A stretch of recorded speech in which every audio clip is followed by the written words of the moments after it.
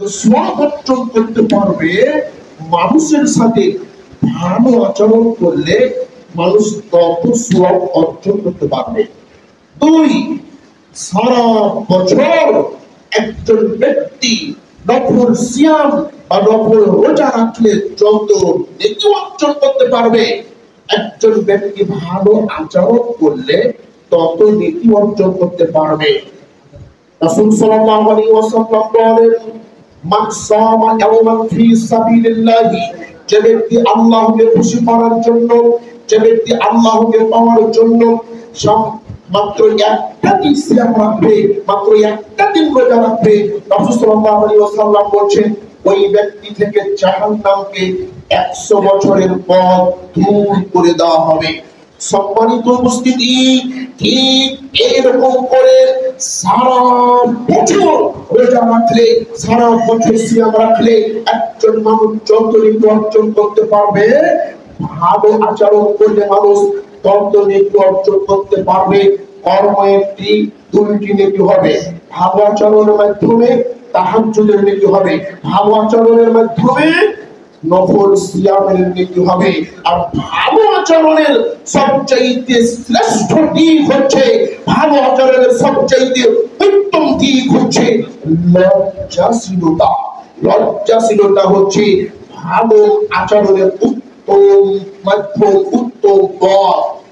রাসূল সাল্লাল্লাহু আলাইহি ওয়াসাল্লাম বলেন, আল হায়াউ ওয়াল ঈমানু কারনাউ জামিআন, লজ্জা এবং ঈমান অঙ্গাঙ্গি ভাবে জড়িত।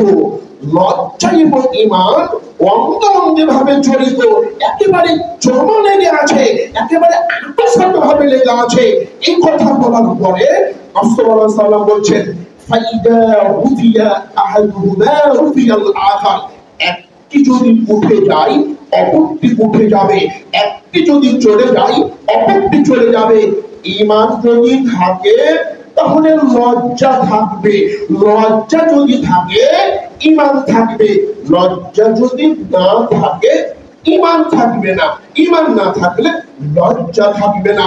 দুইটাই আন্তঃসাত ভাবে একেবারে অঙ্গাঙ্গি ভাবে জড়িত। সম্মানিত উপস্থিতি, রাসূল সাল্লাল্লাহু আলাইহি ওয়াসাল্লাম বলেন, আল হায়াউ ওয়াল ইদ্দু শু'বাতানি মিনাল ঈমান, লজ্জা এবং অল্প কথা ঈমানের দুইটি শাখা। লজ্জা এবং অল্প কথা ঈমানের দুইটি শাখা। ওয়াল বাযাউ ওয়াল বায়ানু মিনান নিফাকি, এবং নির্লজ্জতা আর বাক্যটা, নির্লজ্জতা আর বেশি কথা বলা হচ্ছে মুনাফিকের আচরণ। বেশি কথা বলে কেন? মুনাফিকের লক্ষণ আছে তাই। লোকটি নির্লজ্জ কেন? মুনাফিকের চিহ্ন আছে তাই। লোকটি কথা কম বলে কেন? লোকটির মধ্যে ঈমান আছে তাই, ঈমানের গন্ধ আছে তাই। লোকটি কথা কম বলে কেন? লোকটির মধ্যে ঈমানের গন্ধ আছে তাই। রাসূল সাল্লাল্লাহু আলাইহি ওয়াসাল্লাম বলেন, তিনটি জিনিস সংরক্ষণ করো, তিনটি জিনিস সংরক্ষণ করতে পারলে ইহকালে মুক্তি পাবে, পরকালে মুক্তি পাবে। ইহকালে মুক্তি পাবে, পরকালে মুক্তি পাবে। এক, আমসিক আলাইকা লিসানাকা, সিহটা নিয়ন্ত্রণ করে, কথা কম বলে, মুখে যাই আসে তাই বলো না, মুখকে কন্ট্রোল করো, জিহ্বাকে কন্ট্রোল করো। মুখকে কন্ট্রোল করতে পারলে, জিহ্বাকে কন্ট্রোল করতে পারলে ইহকালও মুক্তি, পরকালও মুক্তি হয়ে যাবে। সম্মানিত উপস্থিতি, জিহ্বা নিয়ন্ত্রণ করতে পারলেই জান্নাত পাওয়া যায়। রাসূল সাল্লাল্লাহু আলাইহি ওয়াসাল্লাম বলেন, আমাকে দুইটি জিনিসের জিম্মা দাও, আমি তোমাকে জান্নাতে নিয়ে যাব। দুইটি জিনিসের গ্যারান্টি দিলে আমি নবী তোমাকে জান্নাতে নিয়ে যাব। এক, জিহ্বা, দুই, লজ্জার স্থান। দুইটি জিনিসের জিম্মা দিতে পারলেই আমি নবী তোমাকে জান্নাতে নিয়ে যাব। জিহ্বার মাধ্যমে একজন মানুষ যতটা পৃথিবীতে লাঞ্ছিত হবে, মুখের মাধ্যমে একজন মানুষ পৃথিবীতে যতটা লাঞ্ছিত হবে, অন্য কোন মাধ্যমে মানুষ এত লাঞ্ছিত হবে না, শিক্ষার মাধ্যমে মানুষ যত বেশি জাহান্নামে যাবে, অন্য কোনো মাধ্যমে তত বেশি মানুষ জাহান্নামে যাবে না। মুখ দিয়ে একজন মানুষের জীবন করতে মন চাচ্ছে করে ফেলছে, একজন মানুষের নামে অপবাদ দেওয়া মন চায় দিয়ে ফেললেন। মুহূর্তের মধ্যে আপনার যত আমল ছিল সব আমলকে নষ্ট করে দিয়ে মুহূর্তের মধ্যে মানুষের বিপদ করে আপনি জাহান্নামী হয়ে গেলেন। এর নাম হচ্ছে মুখ, এর নাম হচ্ছে জিহ্বা। যদি লজ্জা থেকে থাকে, হায়া থেকে থাকে, তাহলে কথা কম বলতে হবে এবং জিহ্বা নিয়ন্ত্রণ করতে হবে। সম্মানিত উপস্থিতি, রাসূল সাল্লাল্লাহু আলাইহি ওয়াসাল্লাম বললেন, প্রত্যেকটা ধর্মের একটি বৈশিষ্ট্য আছে। যতগুলো ধর্ম পৃথিবীতে আছে, প্রত্যেকটা ধর্মের একটি বৈশিষ্ট্য আছে। হিন্দু ধর্মের একটি বৈশিষ্ট্য হলো, যদি কোনো মহিলার কপালে টিপ দিতে পারে, সিঁদুর দিতে পারে, তাহলে বিবাহ হয়ে যাবে। এর নাম হচ্ছে রাক্ষসী বিবাহ। হিন্দু মেয়েকে বিয়ে করার 10টি পদ্ধতি রয়েছে, তার মধ্যে একটি রাক্ষসী বিবাহ রয়েছে। যদি কোন পুরুষ কোন মহিলার কপালে যদি সিঁদুর লাগাতে পারে, তাহলে বিবাহ হয়ে যাবে। ইহুদি খ্রিস্টানের পতিতাদের মেয়ের একটি বৈশিষ্ট্য হলো, তারা নখ বড় করে রাখে। তাদের নখ বড় করে রাখে কেন? ইহুদি খ্রিস্টানের মহিলাদের বৈশিষ্ট্য।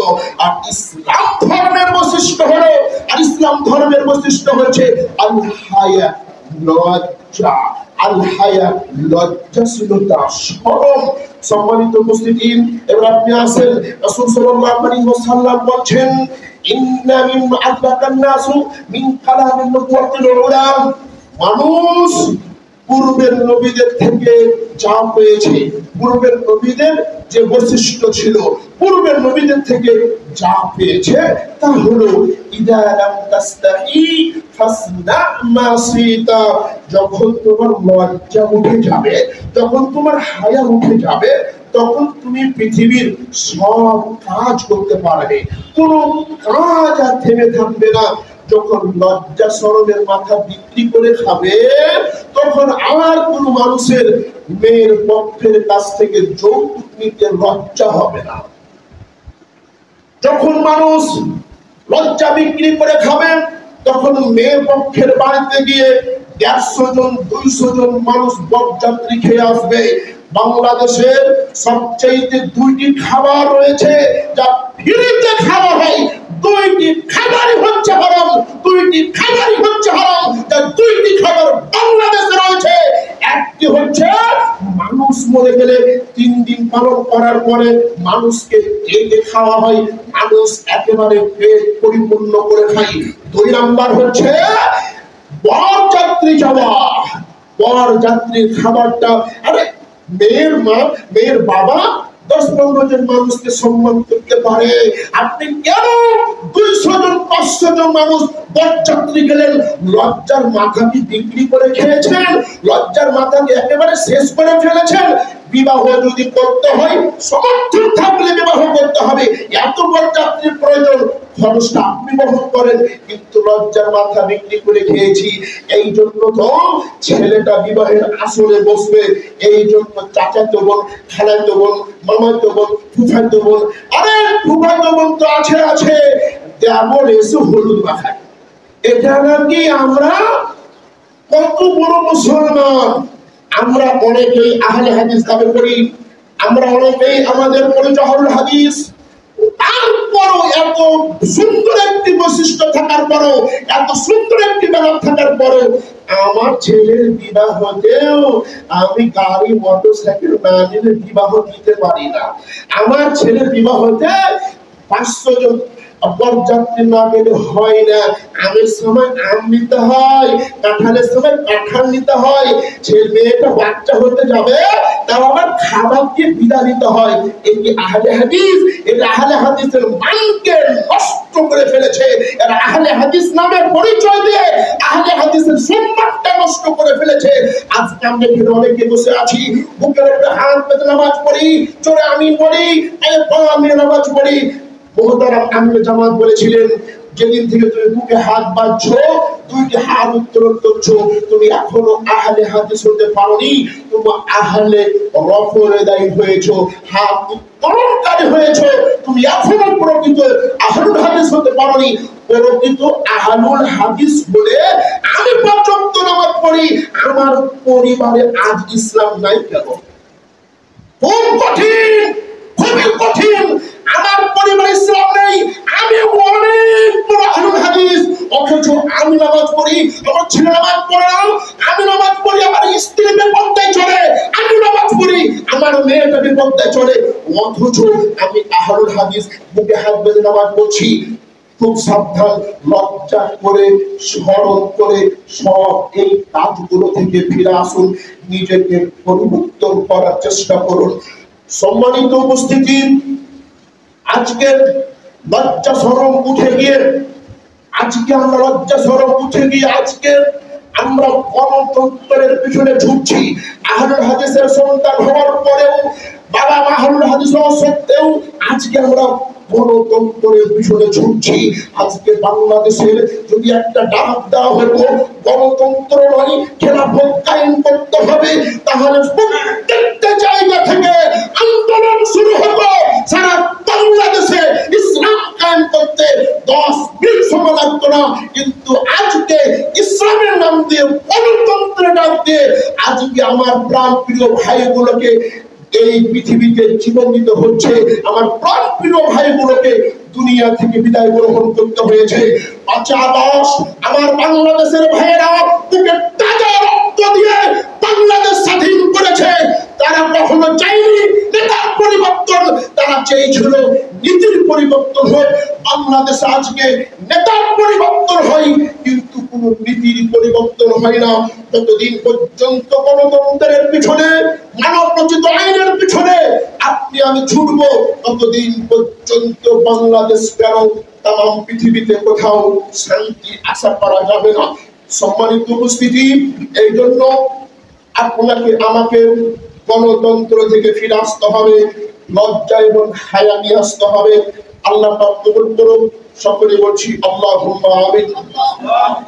বাংলাদেশ আহলে হাদিস আন্দোলন, আহলে হাদিস আন্দোলন বাংলাদেশ আপনাকে দাওয়াত দিয়ে যাচ্ছে সংঘবদ্ধভাবে জীবন যাপন করে বাংলাদেশ থেকে গণতন্ত্র বাংলাদেশ মুক্তি করে বাংলাদেশকে একেবারে নির্ভেজাল তাওহীদ দিয়ে প্রত্যেকটা মানুষকে একেবারে সঠিক পথে দাওয়াত দিতে যাচ্ছে। আপনারা কি সাথে থাকবেন ইনশাআল্লাহ? থাকবেন তো?